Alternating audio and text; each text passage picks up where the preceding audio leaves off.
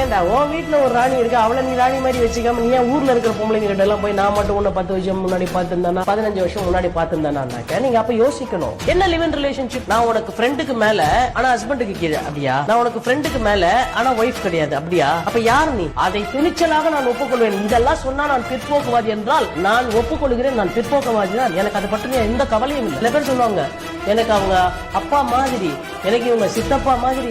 இந்த மாதிரிகள் வந்து சார் என்னைக்கும் உருப்படாது. நான் இந்த பெண்களுடைய குறைபாடா சொல்லல, எச்சரிக்கையா சொல்றேன், ஜாகிரதையா இருங்க.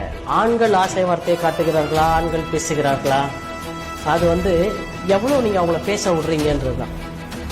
இப்ப நீங்க எங்கிட்ட நீங்க எவ்வளவு இடத்துல எது வரைக்கும் நீங்க பேச முடியும் சார்? நான் உங்களை எது வரைக்கும் பேச அனுமதிக்க முடிவு பண்றோம் அது வரைக்கும் தான் நீங்க பேச முடியும். நீங்க ஒரு வார்த்தை எக்ஸஸ் பேசுனே வச்சுங்களேன், சாரி நவீன் அங்க நில்லுங்க அப்படின்னு சொல்றது என் கையில இருக்கே தவிர உங்க கையில இல்ல இல்லையா? அப்ப பெண்களுக்கு என்ன ஆயிடுதுனாக்க கொஞ்சம் தங்களை பத்தி பாராட்டி புகழ்ந்து பேசினாக்க அதை நம்புறாங்க.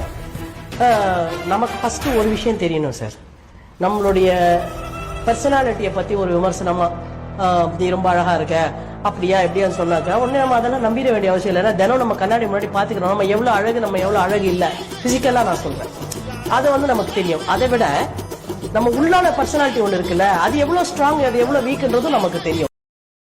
Download ShareChat.